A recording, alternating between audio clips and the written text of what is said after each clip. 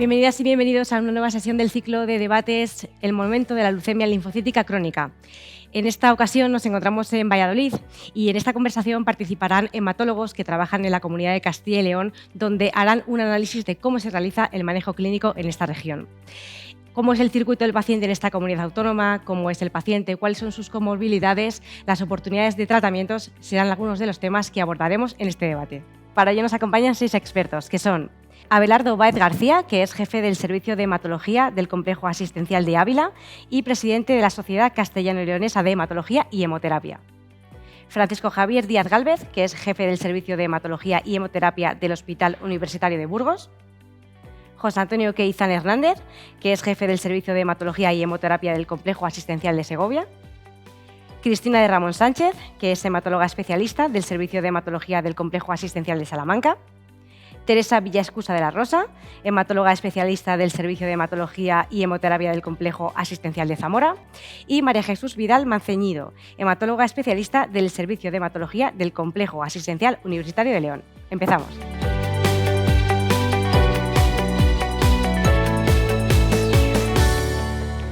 Pues una vez realizadas las presentaciones, si les parece, vamos a dar comienzo al debate.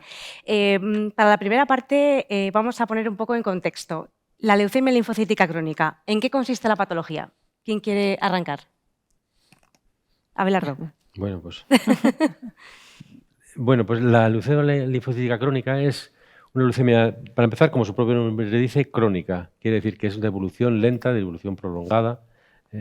Consiste en una proliferación anormal de linfocitos maduros, de linfocitos que ya se consideran evolucionados.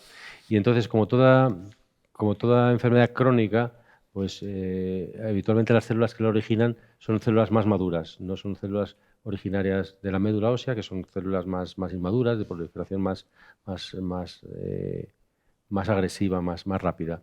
Eso es muy importante con arreglo a la evolución de la enfermedad, porque habitualmente empieza en estadios, se diagnostica en estadios en la actualidad con los análisis rutinarios que se hacen, se diagnostica habitualmente en estadios precoces, que muchas veces no requieren tratamiento. De hecho, la leucemia linfocítica crónica, el diagnóstico, pues aproximadamente 1/3 de los pacientes requieren tratamiento solamente, el otro 60% no requieren tratamiento inicialmente. De ese 60%, aproximadamente la mitad requieren tratamiento a lo largo de la evolución de la enfermedad, pero incluso hay un 50% de ese 60% que al principio no necesita tratamiento, que no requieren tratamiento nunca. Quiere decir que es una enfermedad que de inicio no tiene por qué alarmarse, porque no es una enfermedad que haya que tratar de manera inmediata. Y consiste, sobre todo, como digo, en proliferación de linfocitos, que en principio habitualmente se detecta por un aumento anormal de linfocitos en la sangre periférica, pero hay veces que esos linfocitos se acumulan en los órganos linfáticos, producen aumento de los órganos linfáticos, lo que llamamos adenopatías. Otras veces ese acúmulo, esa proliferación de linfocitos es en la médula ósea, donde más se manifiesta y da lugar a anemia o trombopenia por desplazamiento de las células normales de la médula hematopoyética. Y en general, en esos casos, cuando produce síntomas, o bien anemia, trombopenia, o las adenopatías son muy grandes, pues es cuando requiere tratamiento. Como digo, hay veces que no requiere tratamiento, incluso nunca. Es decir, la evolución es tan lenta, incluso ni siquiera evolucionan, ni siquiera progresan. Hay veces que incluso no requiere tratamiento. Por lo tanto, el diagnóstico de leucemia linfocítica crónica no tiene por qué alarmar en gran medida a un paciente de inicio. Hay que tomarse con calma, ver si necesita tratamiento, y a lo largo del seguimiento, o bien inicial o de los estudios iniciales, ver si necesita tratamiento realmente o no. ¿Cuál es la prevalencia de esta enfermedad en Castilla y León? ¿Es distinta de otras comunidades autónomas?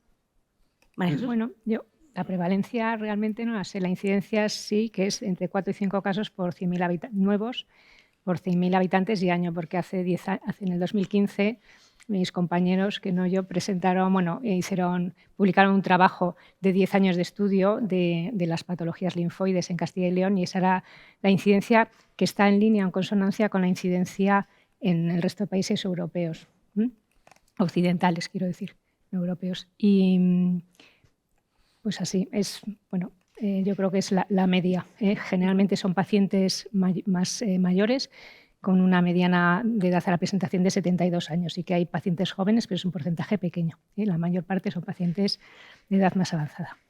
Claro que en ese sentido, lo que dice María Jesús, es difícil saber la prevalencia porque al ser una enfermedad, como decía, de evolución prolongada, los pacientes sobreviven mucho, por suerte, y con los tratamientos que tenemos en la actualidad más todavía. Entonces, claro, los pacientes se van acumulando en el tiempo, entonces la prevalencia puede ser muy alta, cuando en realidad no es una enfermedad frecuente, como dice, pues alrededor de 5 por cada 100.000 habitantes. Es verdad que según aumenta la edad, la incidencia va aumentando, incluso en mayores de 70 años llega a ser del 30%, y probablemente en Castilla y León, por la población tan envejecida que tenemos, sea algo mayor que en el resto de las comunidades de España, o sobre todo que en comunidades con población más joven, como podría ser Madrid.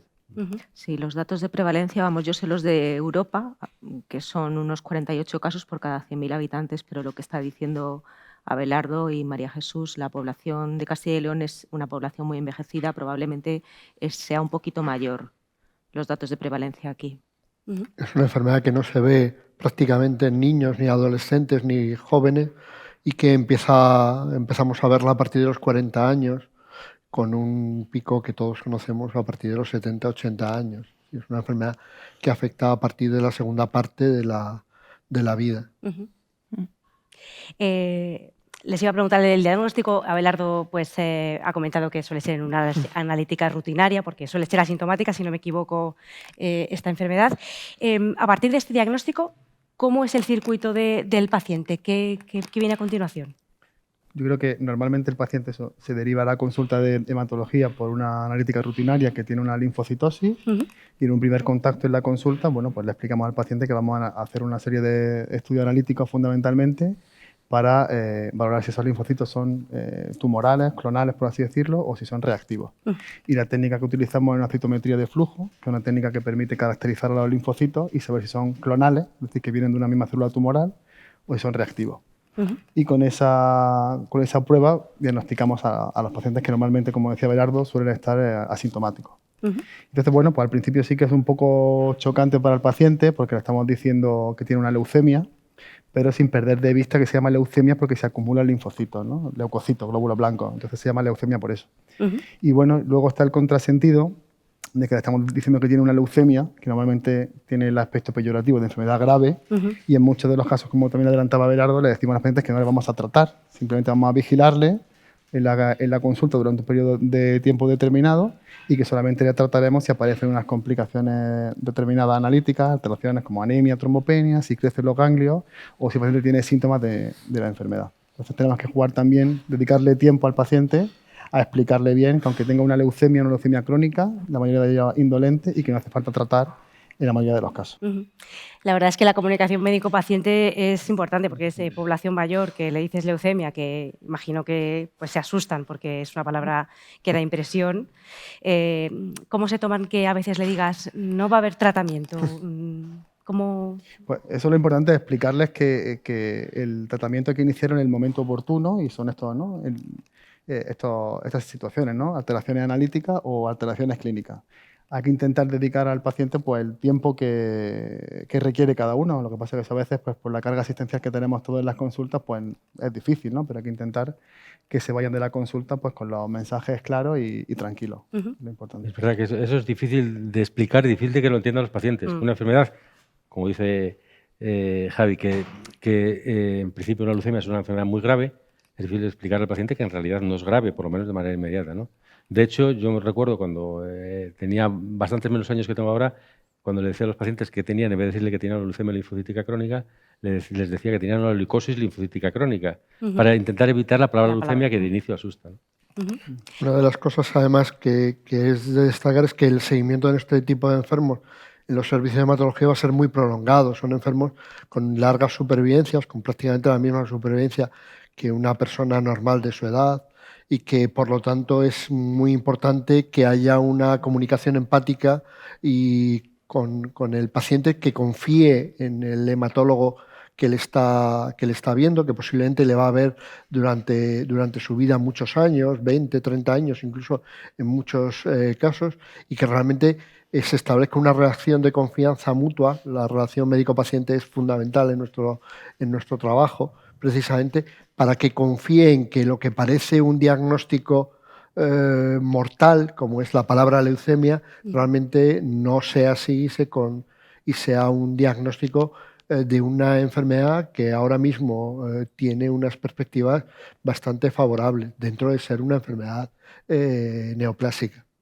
Claro, además se les explica un poco también pues los signos de alarma que tienen ellos que conocer, ¿no? Y que les insistimos que no los vamos a dejar solos, ¿verdad? Que le vamos a hacer un seguimiento pues de inicio un poquito más estrecho y luego en función de otros factores pronósticos que luego comentaremos, pues más o menos cercano, pero siempre le vamos a estar siguiendo, siempre van a tenernos como referencia y eso, y le vamos a informar de cuáles son pues esos síntomas de los que tienen que estar pendientes por si en algún momento pues los notan, pues que vuelvan a consultar a nosotros, adelanten la consulta y si necesitan tratamiento, pues empezar, pero saber pues que no están solos, que tienen todo nuestro apoyo y eso les ayuda también bastante. Y el tiempo que pase, o sea, muchas veces la relación médico-paciente se va labrando a lo largo de la evolución de la enfermedad y del tiempo que pases con el paciente, y lo que al principio es un diagnóstico malo, por mucho que digamos que el pronóstico no es tan malo, para el paciente al fin y al cabo es un diagnóstico de una enfermedad maligna, y precisamente es el tiempo lo que hace que el paciente se vaya tranquilizando y vaya confiando en el médico que le ha dicho que a pesar de ese diagnóstico no necesita tratamiento, que eso puede causar mucha incertidumbre también al paciente.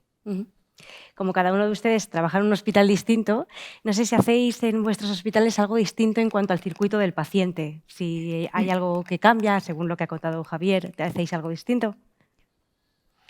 Yo diría que más que distinto en cuanto al paciente, el paciente yo creo probablemente en todos los hospitales sea el mismo, quizás sean las muestras del paciente para hacer el estudio definitivo. En los hospitales más pequeños, pues la citometría de flujo que decía antes Javi, pues se remiten a hospitales más grandes para que hagan esa determinación de la que no disponemos en los hospitales pequeños. Pero realmente, en cuanto al paciente, se hace exactamente lo mismo probablemente en todos los sitios. Yo creo que en nuestra comunidad tenemos la gran suerte, frente a otras comunidades, de tener un centro de referencia potente en esta patología, como es el Hospital Universitario de Salamanca, en donde nos permite ya no solamente un diagnóstico preciso por citometría de flujo, como han comentado mis compañeros, sino establecer una serie de factores pronósticos ya al diagnóstico, que son alteraciones a nivel de biología molecular y alteraciones en técnicas citogenéticas de hibridación in situ, que nos permiten también desde el principio, en muchas ocasiones,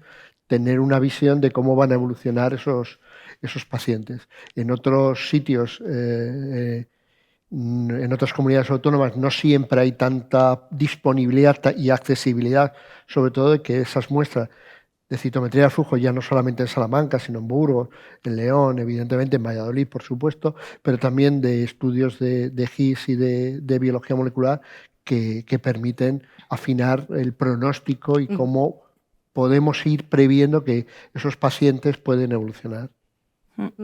Y más allá también de estos aspectos técnicos, luego también una característica de Castilla y León es también la dispersión, ¿no?, que hay de la población. Entonces, pues también es importante muchas veces adaptarnos a los pacientes, pues son pacientes muy mayores que muchas veces no tienen cómo venir al hospital. Nosotros, por ejemplo, tenemos un paciente que son un matrimonio muy mayor que no pueden venir, y entonces se intenta pues gestionar con farmacia para que envíen la medicación, hablando a través del médico de atención primaria, y establecer que otras vías, que a lo mejor lo ideal es que vengan al hospital y vean al especialista, como han dicho mis compañeros, pero en algunas ocasiones pues hay que adaptarse un poco a la realidad de cada paciente que en Castilla y León pues tiene esas dificultades, y que bueno, que para eso estamos, ¿no?, para entre todos los servicios del hospital, entre todos, pues intentar hacerlo lo más posible para lo más fácil posible para los pacientes. Precisamente mi siguiente pregunta o bloque es cómo trabajáis y la importancia que se le da a un equipo multidisciplinar para tratar a estos pacientes. ¿Qué importancia creen que tiene? Es fundamental. Yo creo que la medicina va evolucionando a una atención multidisciplinar, desde luego. En pacientes con una enfermedad neoplásica, como es la leucemia linfática crónica en tratamiento activo, quizás el hematólogo tiene que ser un poco el director de orquesta, pero pero es necesario que haya otros especialistas que nos apoyen, porque son pacientes de edad avanzada con muchas comorbilidades y los fármacos que utilizamos muchas veces pues, tienen sus toxicidades también concretas y es importante trabajar en equipos con diferentes especialistas, claro. ¿Creéis que uno de estos... Sobre todo, la enfermedad ha evolucionado mucho en cuanto al pronóstico. Ha mejorado muchísimo, probablemente hablemos después del tema, pero sobre todo ha mejorado mucho por los nuevos tratamientos que tenemos en cuanto a dianas terapéuticas distintas. Hasta hace pocos años el tratamiento de la leucemia linfocítica crónica era como el de cualquier otro cáncer, era la quimioterapia. En la leucemia linfocítica crónica en la actualidad está prácticamente desechada la quimioterapia.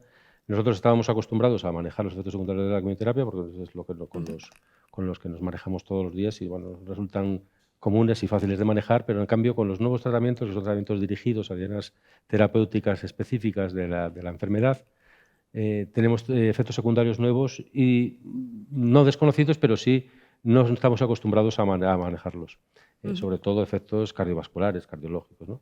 Entonces, en ese sentido, sí que en la actualidad es imprescindible la colaboración concretamente de los cardiólogos, sobre todo por lo que digo, por la utilización de nuevas dianas terapéuticas con nuevos efectos secundarios a los que estamos poco acostumbrados a manejar. Y como son pacientes mayores, geriatría también debería entrar en estos equipos Debería, sí, en la valoración para ver qué tratamiento es el más óptimo para el paciente, desde luego. Sobre todo porque, además, la mayor parte de nuestros pacientes mayores son pacientes polimedicados, en donde la adición de determinados medicamentos pues, pueden sufrir interferencias medicamentosas que hagan que tengan efectos secundarios no esperados. Entonces, para la optimización de ese tipo de tratamientos es fundamental. El problema, yo creo que de cualquier sistema sanitario y el nuestro también, es que los equipos de geriatría pues son escasos en muchos y muy sobrecargados. Un poco al hilo de lo que dice José Antonio, de los fármacos, de las interacciones que pueden existir entre diferentes fármacos, es importante también el papel del farmacéutico hospitalario, que en este aspecto nos puede ayudar si tenemos que hacer alguna modificación o algún ajuste de dosis con alguno de los fármacos. Sí, y pasar una primera visita para ver la polifarmacia que tiene, la polimedicación y ver, digamos, interacciones y ajustes, ¿no? Como decís. La conclusión es que la aproximación multidisciplinar en este tipo de pacientes, geriatría, cardiología, farmacia, evidentemente hematología, etcétera, es fundamental. Médico de atención primaria. Que cuando no existe geriatría, que muchas veces están sobrecargados, sobre todo con los pacientes mayores de traumatología, pues nos tenemos que inventar otras estrategias porque sería pues intentar hacer nosotros de la mejor manera posible un papel de geriatra, entre comillas, y bueno, utilizar escalas geriátricas para valorar a los pacientes, también ayudarnos de la enfermería, también nos puede ayudar a pasar a escalas geriátricas para ver el estado nutricional de los pacientes, el estado social de los pacientes, que nos puedan ayudar con todas esas herramientas a dirigir la terapia específica para cada paciente. Y como hematólogos, como director de orquesta que habéis comentado, ¿tenéis un grupo de hematólogos en Castilla y León? ¿Os reunís o cómo trabajáis entre vosotros?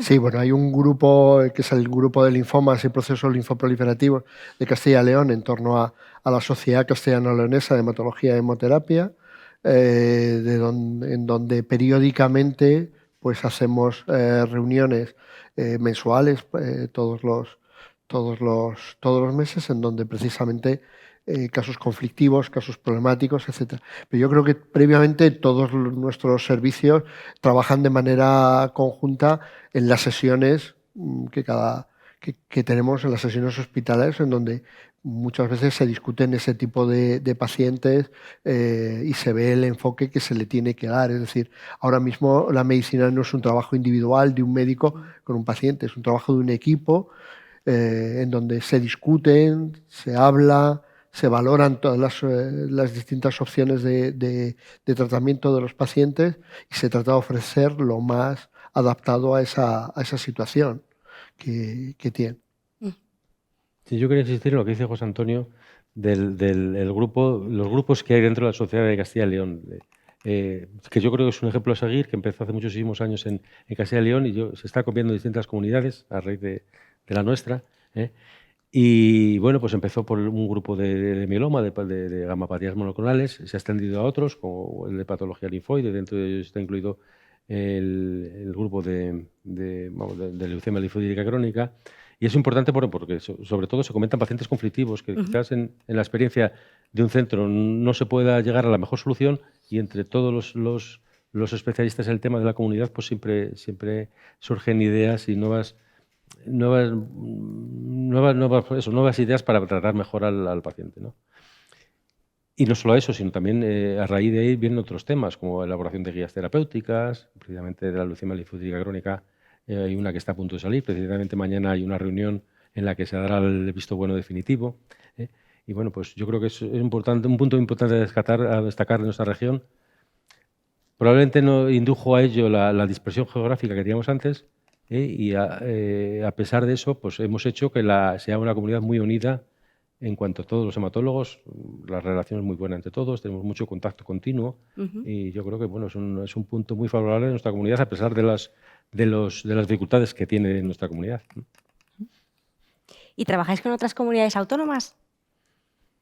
¿O eso en menor medida, a través de las asociaciones de hematología. Claro. Existe un grupo español de leucemia linfática crónica que evidentemente pues es la punta de lanza en nuestro país de la investigación en leucemia linfática crónica. Muchos de los que estamos aquí pertenecemos a él y somos colaboradores y miembros activos de dicho grupo.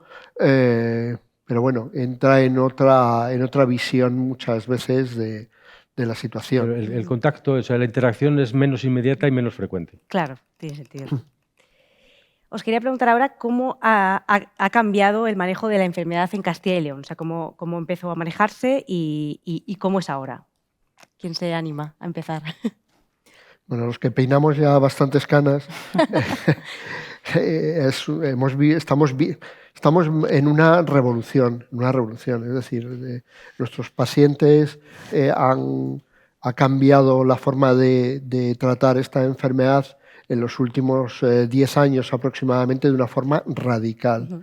El doctor Varés ya adelantaba previamente que hasta el año 2005, 2007, 2008, lo único que teníamos era el tratamiento poliquimioterápico, es decir, los tratamientos que conocemos para otro tipo de patología, que sabíamos que tenían unos resultados muy limitados y además tenían el problema de una elevada toxicidad para el paciente.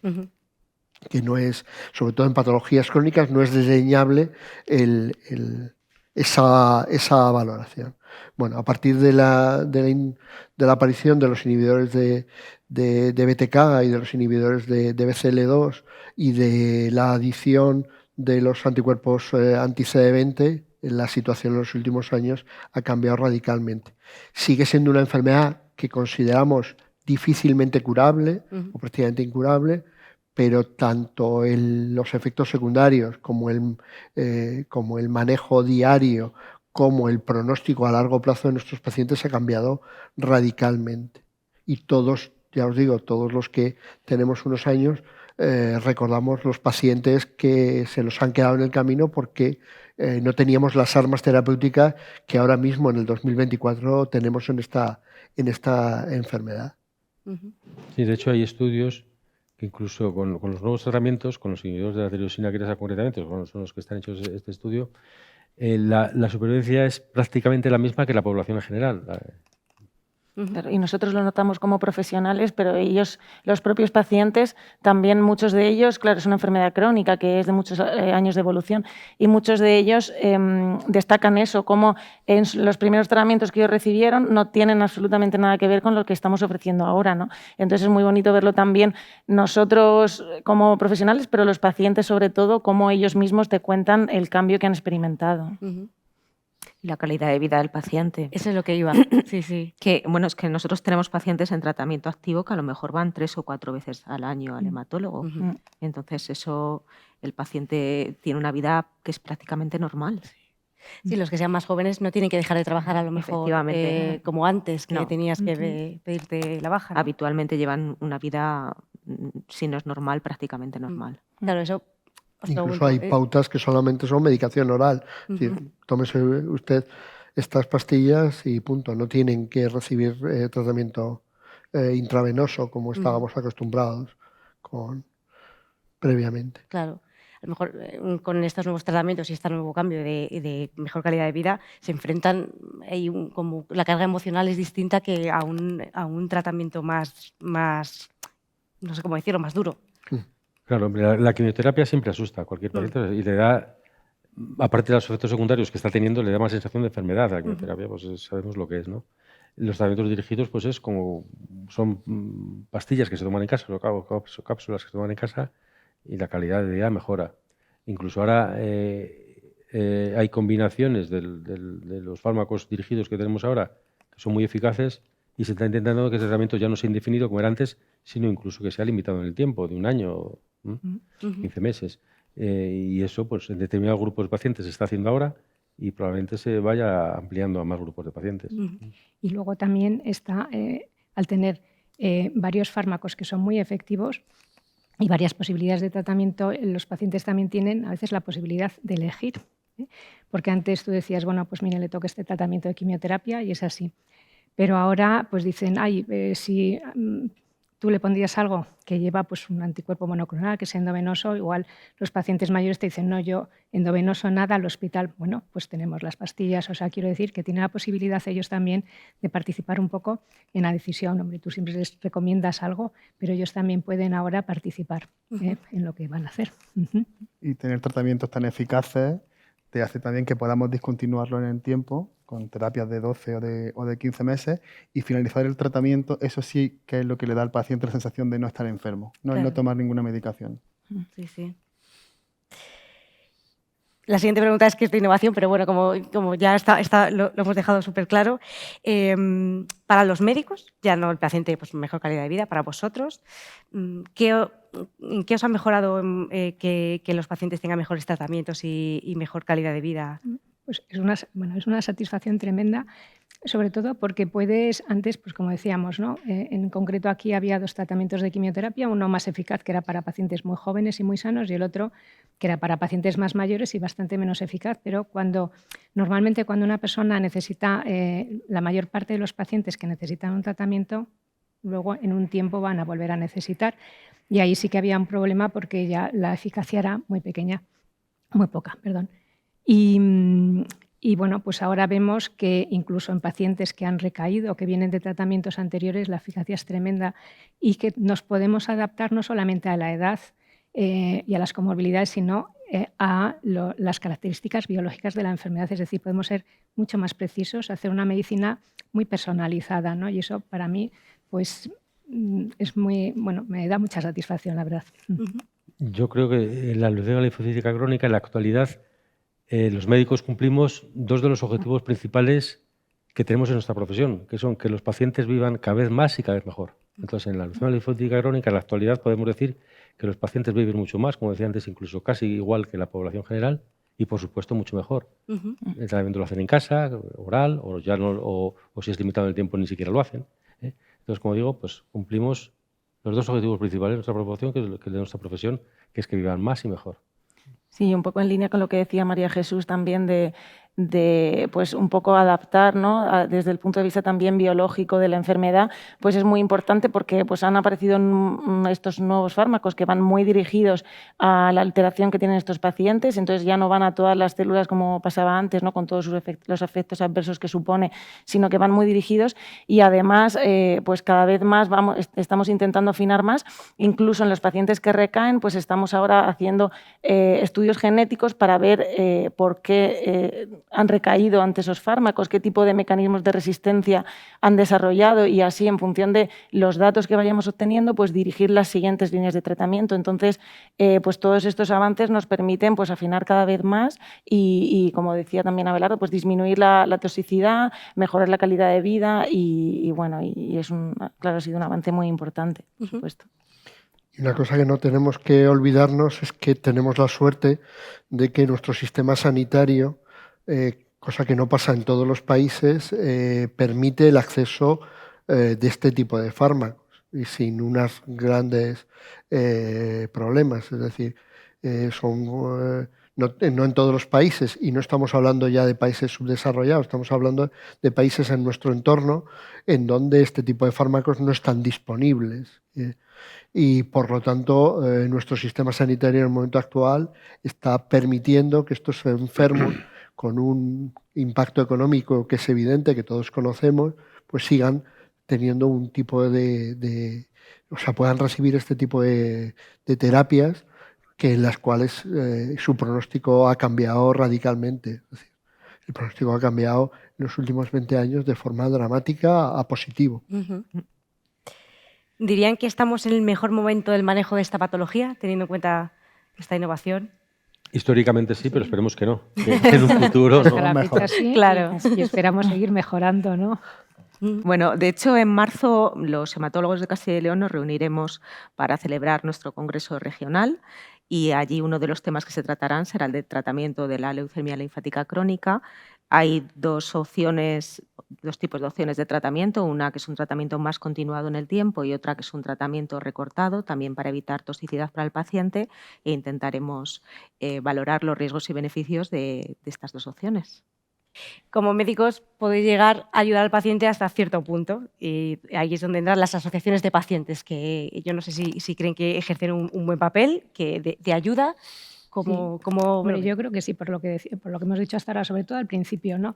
Porque el momento del diagnóstico es traumático y es dramático y en la consulta o en las primeras consultas los pacientes están bloqueados y se quedan con una mínima parte de lo que les dices, y además yo creo que pues, leucemia, algo crónico, y muchas veces la información positiva que la das no la reciben.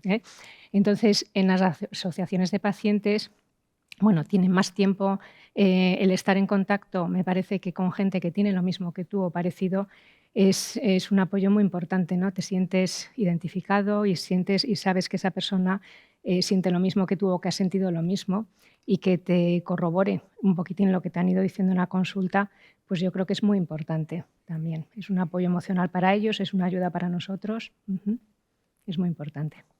¿Aquí en la región hay alguna asociación de pacientes así concreta para la leucemia linfocítica crónica?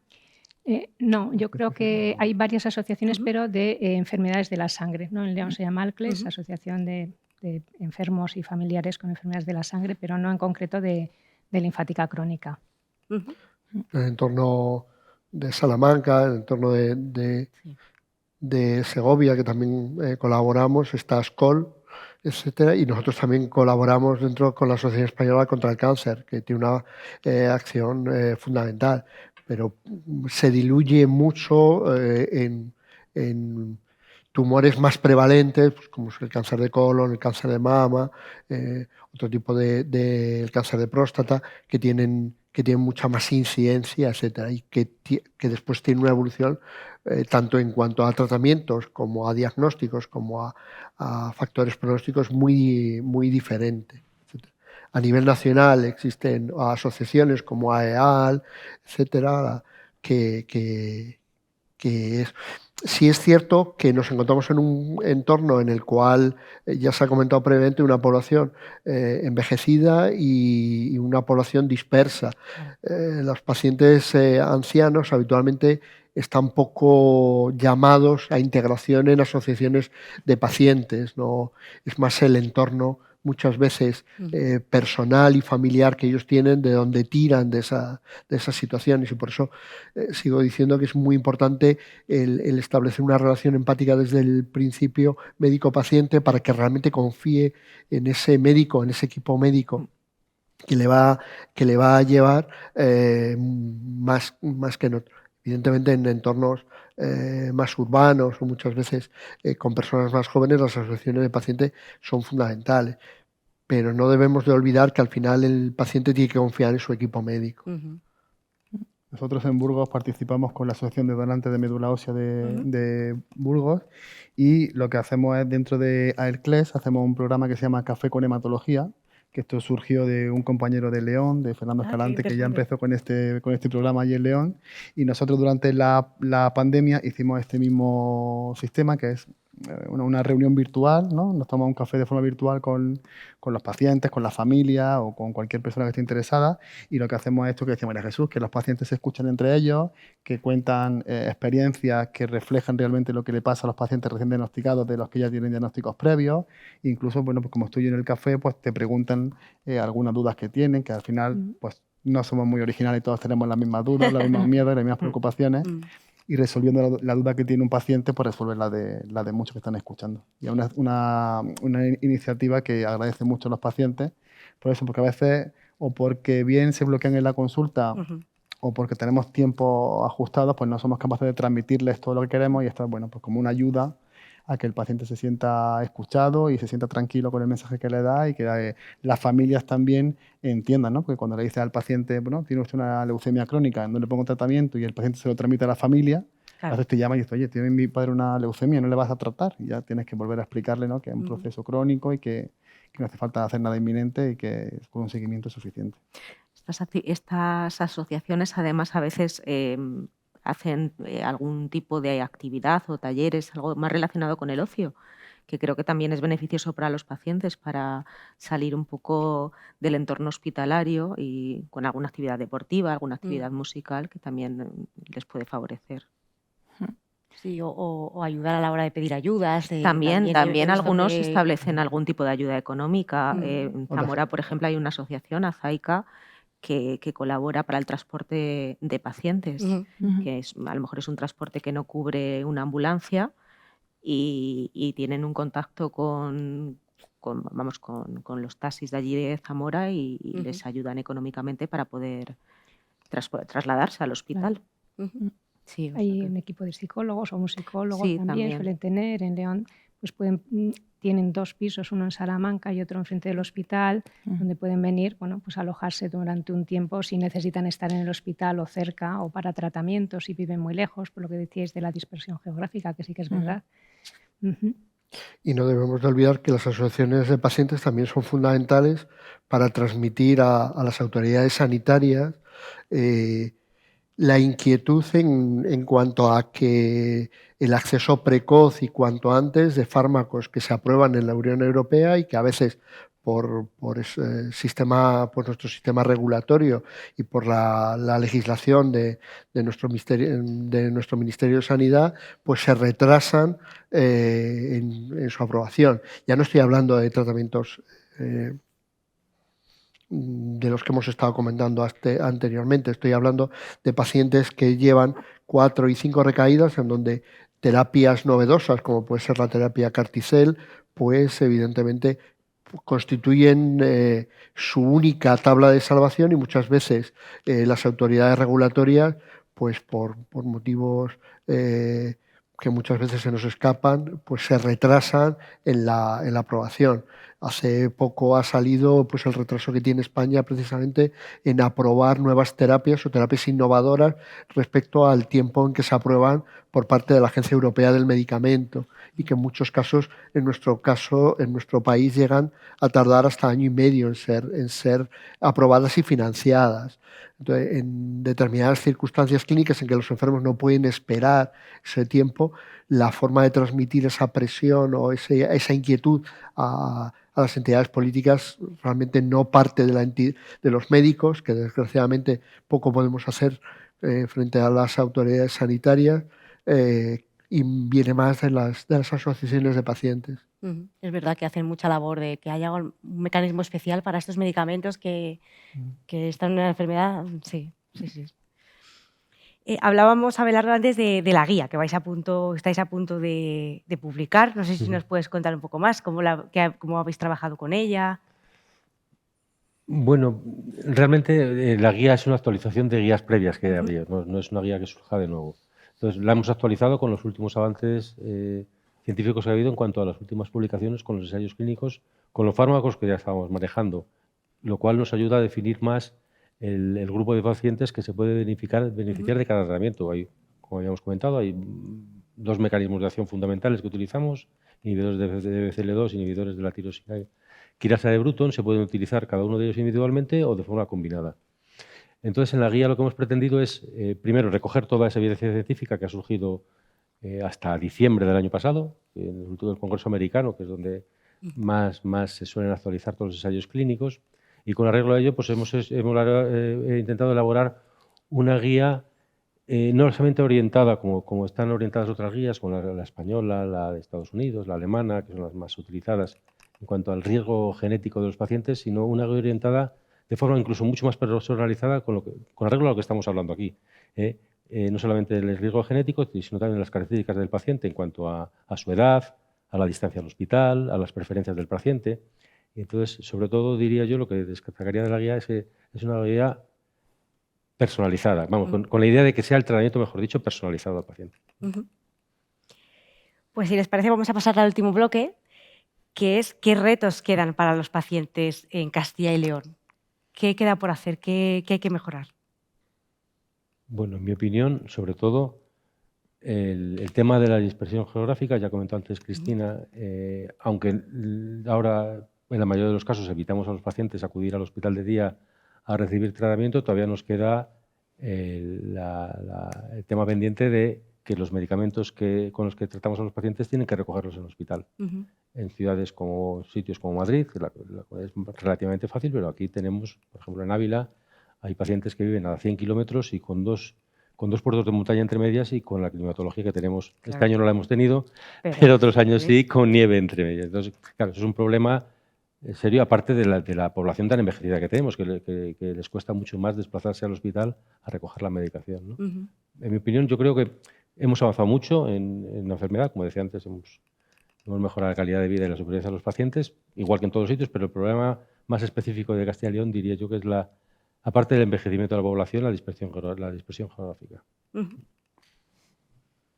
¿Alguien quiere aportar algún reto? Yo, a lo mejor no tanto propio de Castilla y León, pero sí de la enfermedad como tal, pues ahora un poco los retos pues van un poco encaminados a resistencias a estos nuevos fármacos que todavía tenemos muy poquitos porque no llevamos tanto tiempo con ellos, pero ya están empezando a aparecer, entonces pues es importante ahora centrarnos, ¿no? en ese subgrupo de pacientes.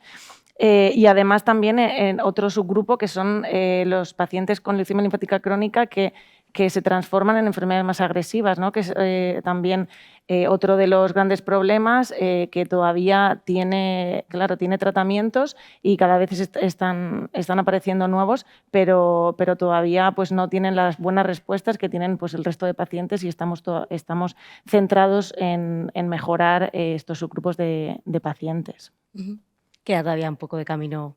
Sí, queda mucho por mejorar, pero yo creo que estamos en el buen camino. Bueno, y tenemos que agradecer a Salamanca, que es un hospital muy activo en investigación y que tiene muchos ensayos clínicos precisamente donde podemos o donde se pueden incluir pacientes que pues tendrían difícil tratamiento porque bueno, pues en cuanto se acaban estos, ¿no? O por lo que sea no los pueden recibir y gracias a ellos nos ofrecen un montón de opciones. Sí, ahora tenemos también un panel de resistencias para los pacientes que no responden o progresan a estos nuevos tratamientos, pues les hacemos un estudio genético un poco especial en el cual pues vemos en función de las alteraciones genéticas que presenten, pues si se podría beneficiar más de uno u otro tratamiento en el siguiente paso, ¿no? Porque como hemos dicho antes, pues es una enfermedad muy crónica que pues hay que ir subiendo escalones, como si dijéramos, y entonces pues si uno pues con estas técnicas genéticas pues nos puede ayudar a ir un poco más dirigidos a subir ese escalón, pues mejor, ¿no?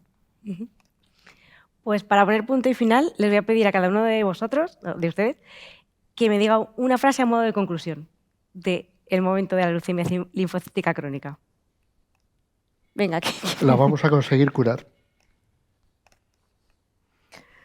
Yo creo que se ha avanzado de forma espectacular en los últimos años y, como dice Cristina, estamos por el buen camino. O sea que nos espera un futuro, yo creo que esperanzador en esta patología. ¿Has quitado la frase? Pues yo decir que un poco me uno a los comentarios de mis compañeros, que estamos en un muy buen momento de la enfermedad y un poco también como conclusión de este debate, pues es la colaboración que hay, ¿no? En Castilla y León entre todas las entre todos los hospitales, que como has dicho, cada uno somos de un hospital y sin embargo pues hay muchísima colaboración y eso es fundamental tanto para nosotros como para los pacientes, que al final pues es nuestro objetivo, claro, que mejorar su calidad de vida. Yo también pienso justo que estamos en un buen momento de la LLC, que tenemos tratamientos muy efectivos para los pacientes y que posiblemente, bueno, pues buscando la mejor combinación entre ellos consigamos no detectar la enfermedad, si se puede llamar curar, no detectarla en mucho tiempo y que el paciente esté libre de tratamiento, que yo creo que es lo que le hace sentirse libre de la enfermedad. Pues yo lo mismo, ¿no? Ese futuro esperanzador que nos permita poder tener pacientes curados en mucho tiempo y luego, pues lo que decimos, bueno, en la colaboración, que yo creo que también es muy satisfactorio, pues intentar entre todos colaborar para actuar de una forma homogénea con los pacientes, ¿no? Con las guías que todos elaboramos del LC y de otras patologías para intentar, bueno, pues hacerlo todo más o menos de forma homogénea. Bueno, yo antes de la frase voy a insistir en el tema de la guía, ya que me has preguntado antes.